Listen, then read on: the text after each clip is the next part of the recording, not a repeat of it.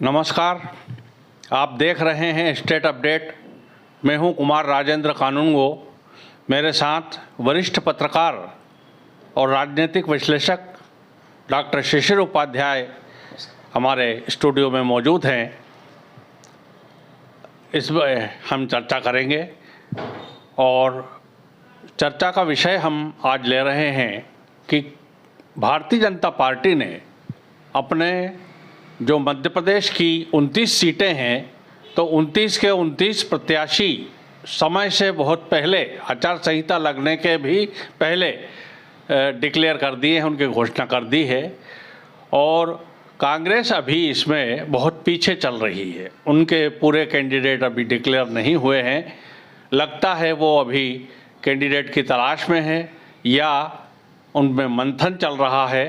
तो इस पर हम डॉक्टर शिशिर उपाध्याय के विचार जानना चाहेंगे, उनका मत क्या है।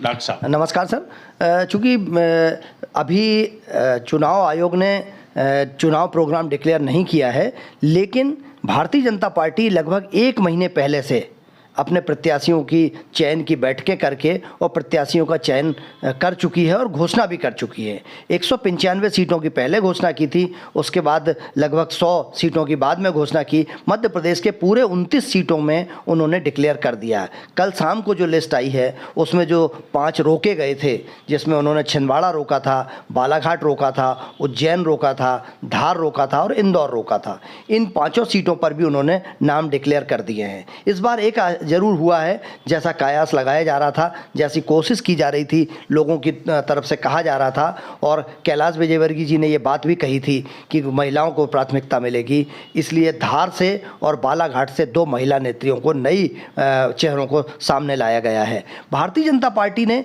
मध्य प्रदेश में जो विधानसभा का चुनाव हुआ था उसमें भी बहुत सारे टिकट 1 महीने पहले डिक्लेयर कर दिए थे और उसका फ़ायदा मिला था ज़मीनी स्तर पर। आज सारे भाजपा के जो सांसद प्रत्याशी हैं उनके क्षेत्रों में कार्यालय का उद्घाटन हो गया है। उनके क्षेत्र में लोगों ने जनसंपर्क का 1 राउंड पूरा कर लिया है, लेकिन उसके विरोध में विपक्ष पार्टी जो है कांग्रेस पार्टी अभी अपने नामों पर मंथन कर रही है। हाँ, छिंदवाड़ा से नकुल नाथ का डिक्लेरेशन हुआ है, कुछ और सीटों पर डिक्लेयर किया गया है, लेकिन अभी जो भी मध्य प्रदेश के पूरे 29 सांसदों के प्रत्याशियों का इंतजार है कि कांग्रेस की तरफ से कौन आता है। कुछ सीटों पर उन्होंने जो डिक्लेयर किया है उसमें भी विवाद की स्थिति चल रही थी, परंतु कांग्रेस की तरफ से जो हालात बन रहे हैं, कांग्रेस की तरफ से जो स्थिति बन रही, उसको देख के सर ऐसा लगता है कि अभी कांग्रेस भारतीय जनता पार्टी की अपेक्षाकृत काफ़ी पीछे नज़र आ रही है। और भारतीय जनता पार्टी ने विधानसभा में जो स्ट्रेटजी अपनाई थी, बहुत पहले डिक्लेयर कर दिया था और बहुत पहले से ही वो चुनावी अभियान में जुट गई थी। उसका फ़ायदा मिला कि भारतीय जनता पार्टी 160 सीटों से ज़्यादा सीटों पर मध्य प्रदेश में विजयी हुई थी। अब की बार 29 के 29 सीटों पर जो चयन करने की बात आ रही है, वही ऐसा लगता है, क्योंकि इनके पूर्व मुख्यमंत्री शिवराज सिंह चौहान अपने विदिशा संसदीय क्षेत्र में रोड शो कर चुके हैं। जो डॉक्टर मोहन यादव हैं मध्य प्रदेश की कई सीटों पर, लोकसभा सीटों पर, वो ग्वालियर गए, सागर में रोड शो किया, इंदौर में रोड शो किया, उज्जैन में रोड शो किया। उन्होंने हर जगह ये फर्स्ट राउंड जो प्रत्याशी का होता है वो पूरा कर चुकी है भाजपा। तो इसका बेनिफिट, लेकिन कांग्रेस में कहाँ कमी है, कहाँ कमजोरी है सर, ये अभी स्पष्ट नहीं हो पा रहा है। लगता है कांग्रेस को प्रत्याशी ढूंढने में थोड़ी कठिनाई आ रही है, क्योंकि जिस प्रकार से दौर चला है कांग्रेस को छोड़ करके जो नेता लोग भारतीय जनता पार्टी में शामिल हुए हैं, तो वो एक जो माहौल बना है, क्या लगता है आपको वो कोई कारण हो सकता है टिकट प्रत्याशी डिक्लेयर करने में? सर बिल्कुल ये वजह हो सकती है। कांग्रेस को अभी, आपको याद होगा, इसके पहले डॉक्टर भागीरथ प्रसाद को टिकट दिया था कांग्रेस ने अपने सांसद प्रत्याशी का, और भागीरथ प्रसाद जी ने टिकट लेने के बाद बीजेपी कार्यालय में आके कांग्रेस से रिजाइन कर दिया था और भाजपा के प्रत्याशी बन गए थे और वो सांसद भी रहे।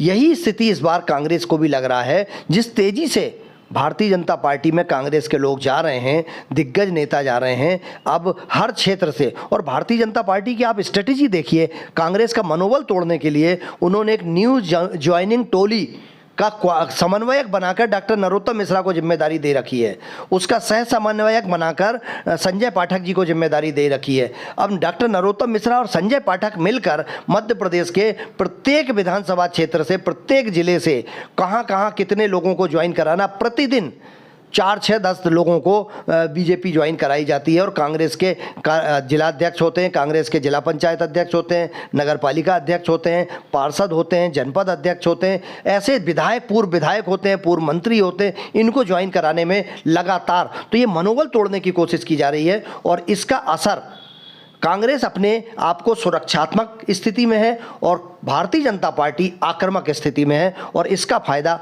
भारतीय जनता पार्टी को मिल सकता है। जी हाँ, तो भारतीय जनता पार्टी की जो आक्रामक शैली है लोकसभा चुनावों में, इसका निश्चित रूप से लाभ भारतीय जनता पार्टी को मिलेगा।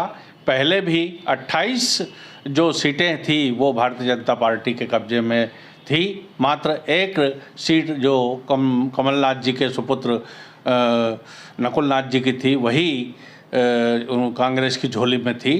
अब इस बार बीजेपी का जो नारा है कि हम सारी 29 सीटें जीतेंगे, तो अब देखते हैं कि 29 की 29 सीटें जीतने में बीजेपी कितनी सफल हो पाती है। आपका स्टूडियो में पधारने के लिए बहुत बहुत धन्यवाद। और यदि आपको ये वीडियो पसंद आया हो तो कृपया इसे लाइक करें, शेयर करें और इस पर कमेंट ज़रूर करें और मुझे और डॉक्टर शिशिर उपाध्याय को दें अनुमति। नमस्कार।